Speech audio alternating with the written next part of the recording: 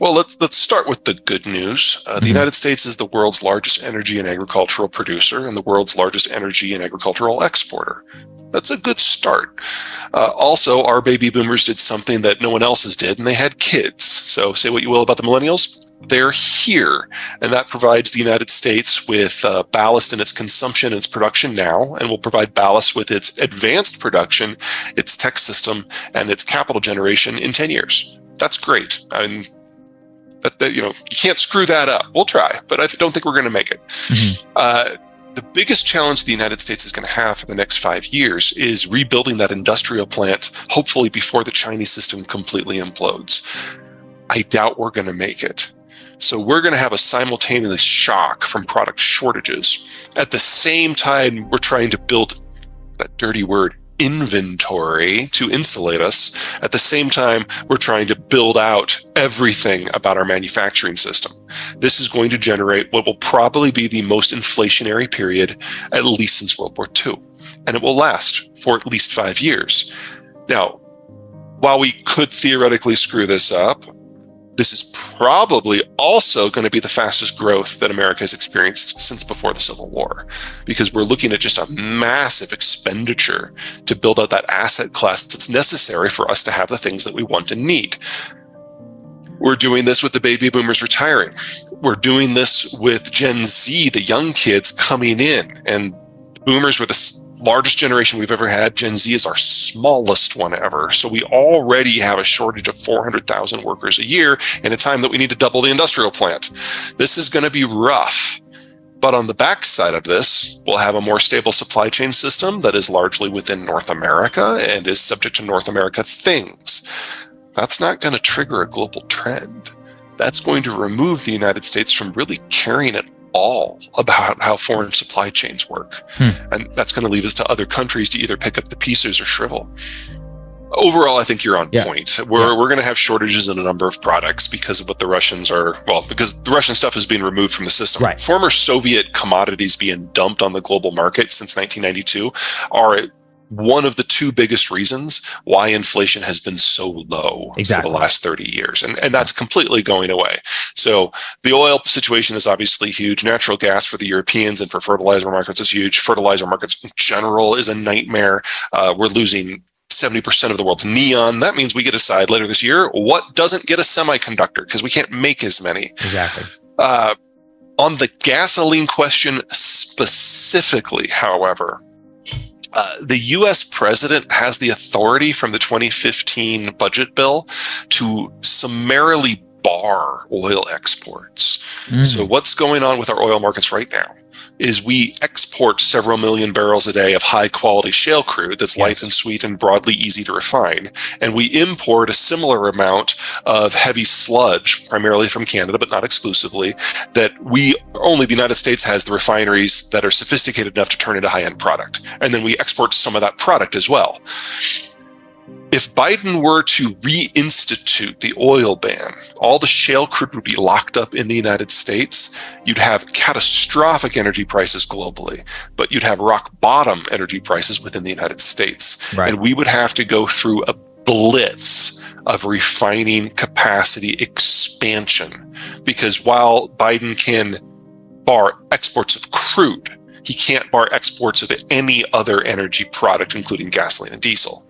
So I can see an environment where the refiners bitch and moan and scream for a couple of years until they've built out like 4 or 5 million barrels a day of new capacity. And then all of a sudden they're like the fattest cats in the land, because they have imported crude, they have local crude, they have different blends that can turn into different products. And every single one of them is exportable to an energy market globally that is sky high. That is how you make $1 billion these years. Refining is not as hard as you think. We haven't built one since 1977, right? Right, but we have doubled the capacity of the ones we have. Every refinery, by definition, has a lot of standoff space, because when you work with petrochemicals, you don't want to be close to a housing unit. Right. So we have seen, especially in Texas, significant build-outs, and I can see new fractionating and distillation units being built at every single facility that can tap the shale market. That is largely Texas. And let me add something to your investment target, a fertilizer plant. Yes, absolutely. Yeah, because we're looking at least a 3-year shortage of everything. Yes. Oh God, there's so many. Let's start with cell phones. The two ecosystems for cell phones are either Korea-based or China-based with Korea-based with Android, China-based with Apple. Apple has put 90% of its sourcing in the PRC, and every time that something has happened that has made them, maybe think twice about that, they've decided to double down. So they are the most exposed company in the world to the China collapse. So if you don't get the next iPhone, you're probably not going to have an iPhone for several years. Korea is a little bit better, but they have a system that is sourced throughout the East Asian Rim. They are also China dependent, not to the same degree, but Korea is one of those fast aging countries, arguably one of the top 3 fastest aging in the world. It's unclear how long they can maintain that system without the Americans helping, and it's not clear that the Americans want to. Steel's an issue. The Russians are the world's largest exporter of pig iron. Now, Russia plus Ukraine are the largest. Some countries, most countries, your Indias, your Chinas, your Frances, your Germanys, they do all of it in their own country. So they import the iron ore, they turn it into an intermediate product in a blast furnace, then they finally refine it into more advanced products. It's all there. They see it as a national security issue. The United States is the world's best steel recycler. So almost 99% of the steel that we use goes through a second, third, fourth, fifth, and 17th use. But whenever we need something to be pretty, like cladding on an appliance or roof work or anything you see on the outside of a building, anything that's visible, you need virgin steel for that generally. And so we don't smelt iron ore. Hardly at all. We buy pig iron off the international market and then use it to make the pretty stuff. 2/3 of our supply comes from Russia and Ukraine. So that's one where the rest of the world is, I don't want to say okay, but they can deal, whereas we're probably going to have a problem. We're going to have some ugly buildings. And there's no way around that until you build a new steel facility, which we haven't done in quite some time. There's an argument that a lot of this is coming back. It will. But again, you don't build that industrial plant overnight. The one I'm most concerned about is fertilizer. Belarus plus Ukraine plus Russia is 40% of global phosphate. It takes 10 years to bring a phosphate mine online.